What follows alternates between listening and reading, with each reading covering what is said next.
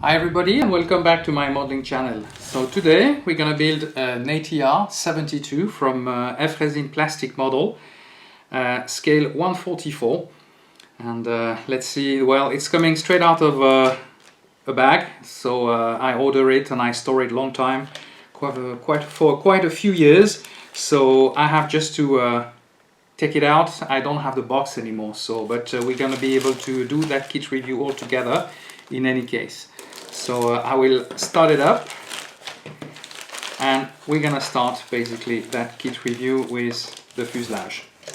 So as you can see, the fuselage is in two parts in sandwich. I have to say that it's a little bit, it's a basic kit. Some of the parts, especially the antennas and these are pretty basic. They are pretty thick and out of the scale, so if you want to get a good result you have to remove all those and do it from a scratch build by yourself. Beside that, the dimensions are correct, so we're gonna do these two sides, and you have a fine engravement for the cargo door and the emergency exit and the passenger door. Now we're gonna move on to the sprue. Some of the parts got detached through time, so that's a little bit unfortunate, especially some of the gear, some part of the gear. So we can see that we have basically the wing is in 4 parts, 2 sandwich parts, and once again it's quite basic. It's a pretty thick engravement, and I will have to do as well to work on the surface. I don't know if you can see from here, but those surfaces are not really uniform. So yeah, you can see with the shade and the lights that there will be some rework on those, and the same for the stabilizer. So the stabilizer, the horizontal stabilizer, are quite different. They are pretty thick, but we'll have to rework on that. Both of the engines are we have the options of doing both engines. They don't look from outside, they look exactly the same from outside. The main difference here are on the propeller, and as you can see through the travel, most of the propeller have been destroyed, especially the curved one. So I will have to redo some propellers depending on which version of the ATR I'm gonna build, and that's the lower part basically, which is for the undercarriage. So the undercarriage is very basic as well. We have some of the wheels on both sides of the kit. The flaps fairing are located here and there for each wing, so there are 4 of them. And the undercarriage, the main landing gear is here. The other one was detached, and basically the nose gear is here. So they're gonna be quite a little bit of work. It's a very basic kit, but I think I wanted to make some nice little aircraft with a nice exotic livery. I found those ones a while ago from PAS Decals, and they have the mass wings, which used to be I think the low-cost carrier of Malaysian Airlines.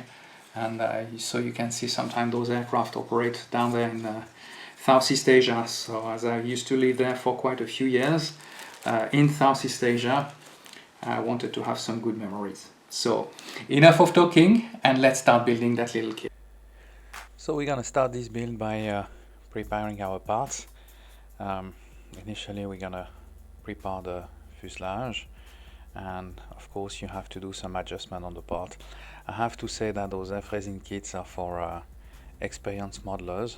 I would really recommend this, because you have to do lots of adjustments and come back, and the quality of the mold is really poor. So it requires a lot of extra work, and if you don't have the patience and the know-how, it's going to be really challenging build. So we're going to prepare now our fuselage and both wheel well, and they will require some trimming and some adjustment, and after that we're going to be able to add some weight to that model. So for this I use normally modeling paste, and I put it on the nose to avoid having the aircraft sitting on its tail. So Now we're gonna glue basically the wheel well for the main landing gear and the nose landing gear, and then we're gonna add our ballast.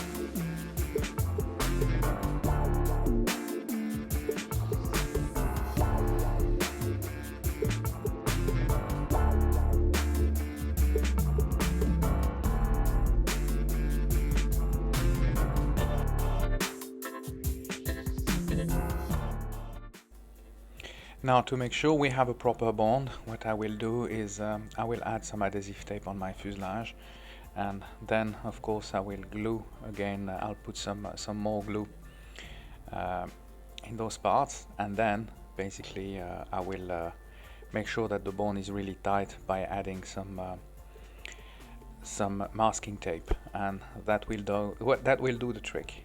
Now we're gonna work on the wings, and for the wings again we have to remove some extra plastics where basically were done during the mold, and then we have to make sure that we have the proper thickness for the lower part of the wing.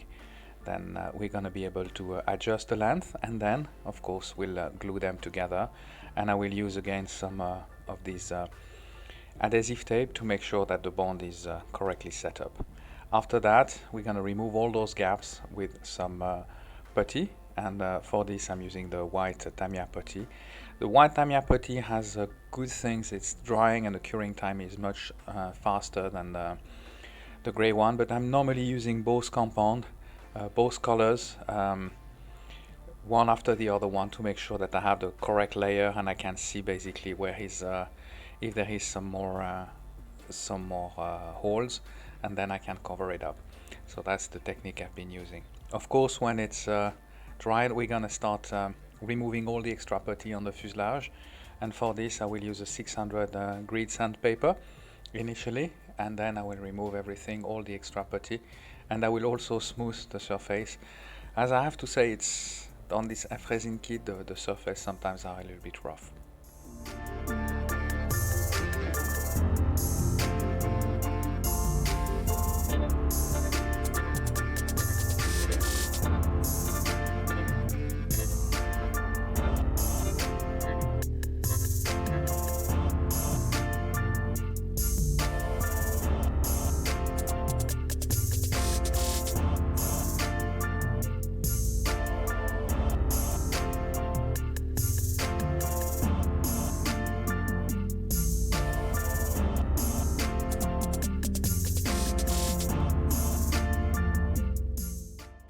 I will now add the cover basically for the undercarriage, and that's gonna cover the wheel well, and so it's gonna be a little bit of fiddling. Then we're just gonna glue it like this, and then we're gonna basically add some more putty on that part to be able to sand it down and to avoid all the little gaps.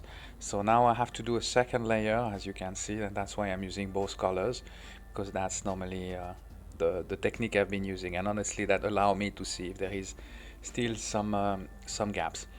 Now we're gonna remove also all the extra putty on the wings and get our wings ready.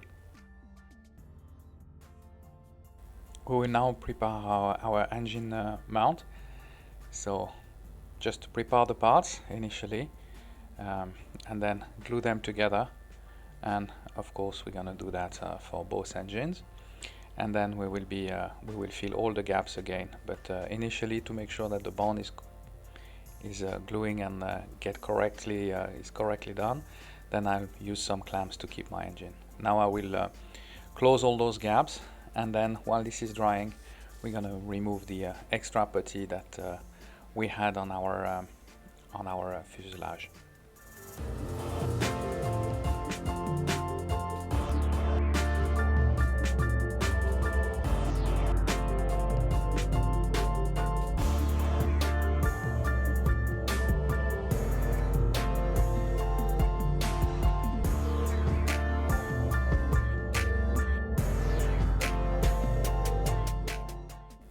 After preparing our engine, now we're gonna try to prepare the wings.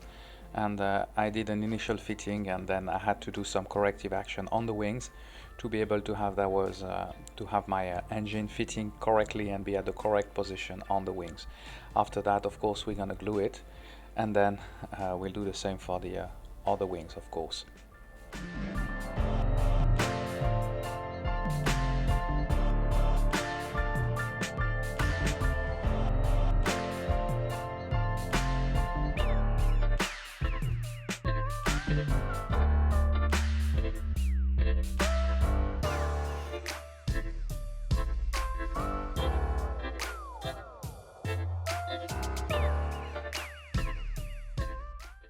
Now while the putty is drying out, we're gonna add our flaps fairing, and but nothing really too difficult. They are fitting in the right position very easily.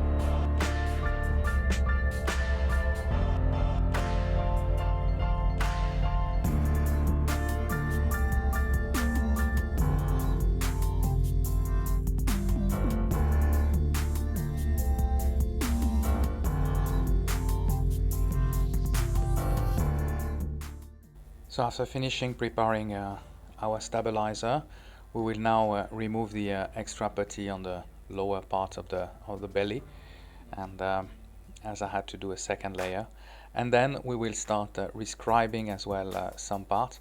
There was some structure panel missing, so I had to also do them, and I wanted to make sure, especially on the nose cone, and then of course we will remove also the extra putty on our wings.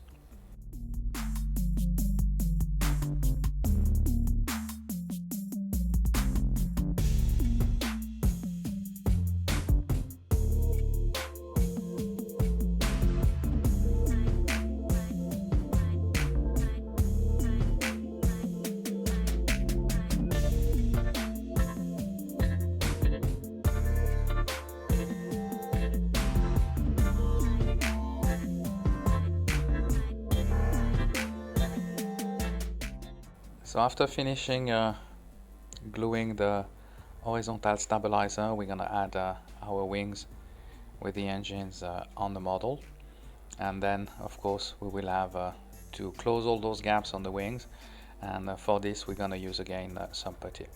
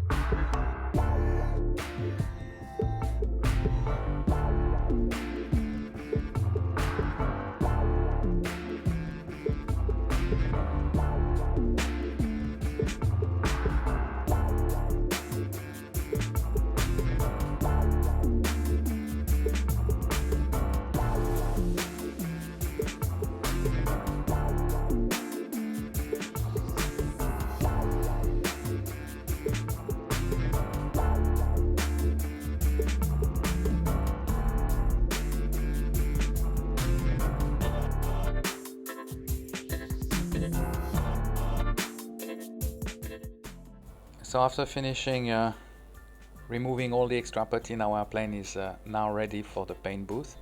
So initially I will put a white coat all over the aircraft, but as you can see, wings and fuselage, I can't do both at the same time as I will have some blind spots.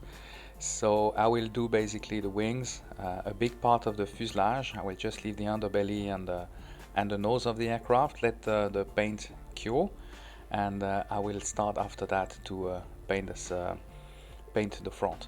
The main thing as well on that is I mentioned on some other models, when you have to different type of layers, and especially white and blue and red, those color needs a longer curing time, especially if they are glossy colors. so you have to be a little bit careful and patient. So I have to allow at least 5 days between different colors to make sure that the masking tape will not be on the paint and it won't reflect. So for now we are going to while the curing time is happening, I'm gonna design the propeller blade, and because the one provided in the kits were really in poor condition, so I didn't want it to use those ones. So I used some plastic card. I took the shape of the one provided by the kit, and then with a pair of scissors I was able to replicate them. So as there is 6 blades, that's going to be 6 blades per propeller, so I'll have to do about 12 blades this way. So I'll just show you the first one, then of course we're gonna use the nose cone, we're gonna do some adjustment, and then we're gonna put them one by one on those cones.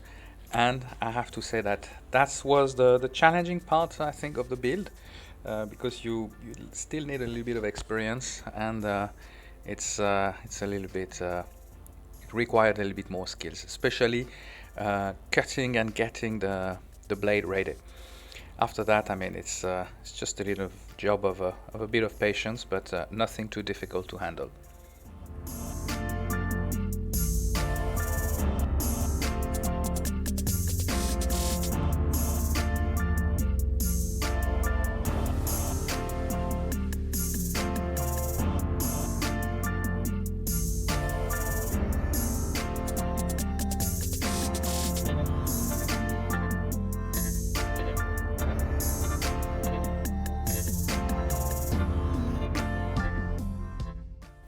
So after that, we're gonna start painting the rim of our undercarriage and our gear, and then we're moving back to the paint booth to paint the rest of the fuselage in that glossy white color.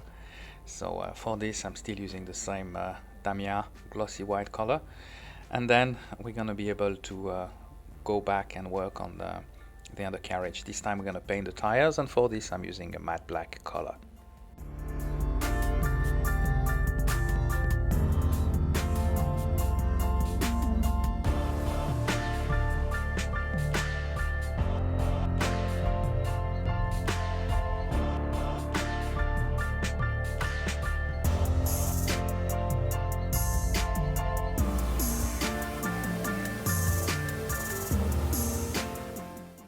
So after 5 days of curing, I will be able to paint my engines and my tail with a royal blue color, and just straight out of the little paint pot. And then, of course, we're gonna have to let it cure for a couple of days.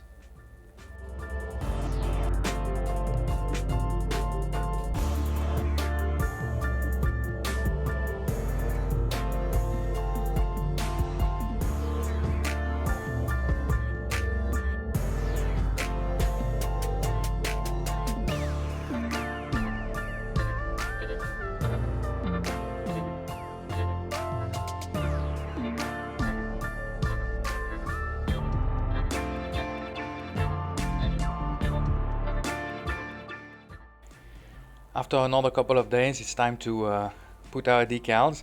So I had a bit of a challenge with that decal, as basically we have that big blue spot basically who's covering both sides of the fuselage on that. So I cut them both, and then I tried to adjust them, and it did require a lot of work. Next time I'm just gonna cut it and do the adjustment later on. I think that was not the smartest part. But overall, I'm using PAS Decals, and those ones are very also easy. They are not too fragile, so you can work with them a little bit easy. So as you could see, I just cut them with the scissors, and then I tried to get the proper alignment for the flag and the ribbons, and then trying to move on those decals and really have them adjusted correctly. So this decal particularly took a lot of time, but the rest, they were very easy and very soft and very easy to handle. So as you can see, the cockpit windows are very easy, and then we have also all the probes, the doors, and all the rest suits perfectly.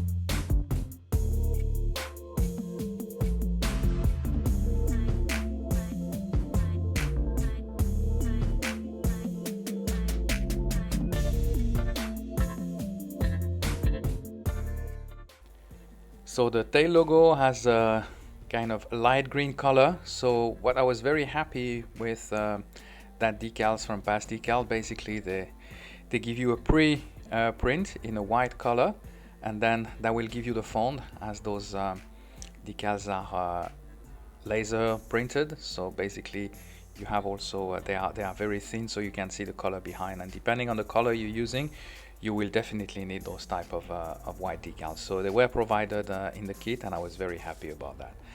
Of course, now we're going to move on to the undercarriage. We're going to prepare it, we're going to assemble it, and then we're going to be able to proceed.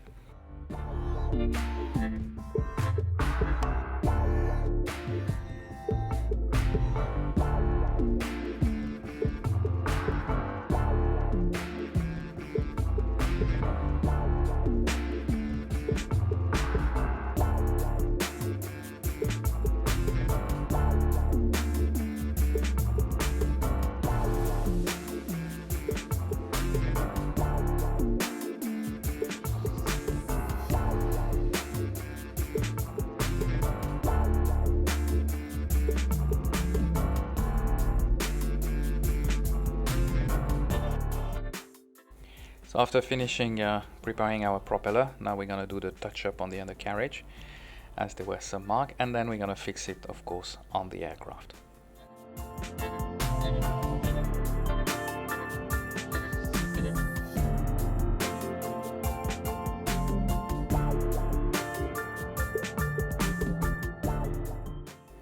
We'll now add the last part, the tail logo, with that green color, and as you can see, it goes very well.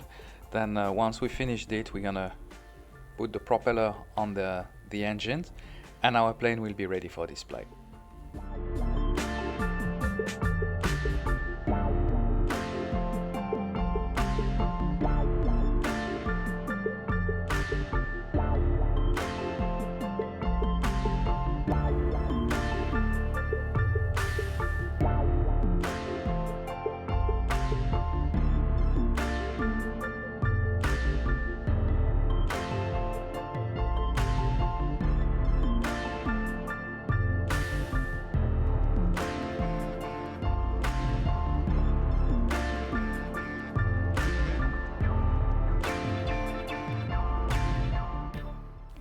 And here is the final result of that ATR-72 from MassWing. I hope you enjoyed that build with me. If you did so, please give me a thumbs up. Don't hesitate to share the video as well. And subscribe to my YouTube channel if you haven't done it yet. And I look forward to see you in another kit review and build video. Thank you for watching.